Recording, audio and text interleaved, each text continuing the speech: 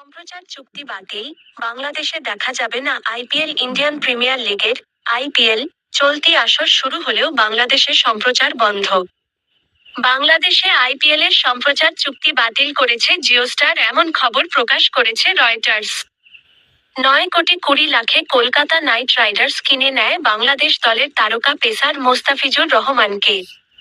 কাটার মাস্টারকে দলে নেওয়ার পরও ভারতের উগ্র হিন্দুত্ববাদীদের হুমকির কারণে টুর্নামেন্ট থেকে মোস্তাফিজকে বাদ দিয়ে দেয় ভারতীয় ক্রিকেট কন্ট্রোল বোর্ড বিসিসিআই। এ কারণে ভারতে নিরাপত্তা শঙ্কায় টি-20 বিশ্বকাপ খেলতে ভারতে যায়নি বাংলাদেশ।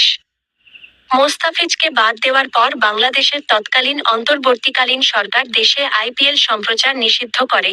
এরই মাঝে জিওস্টার চুক্তি বাতিল করেছে বলে জানিয়েছে বার্তা সংস্থা রয়টার্স। ফলে বাংলাদেশে স্থানীয় কোনো ব্রডকাস্টারের আইপিএল দেখানোর সুযোগ নেই।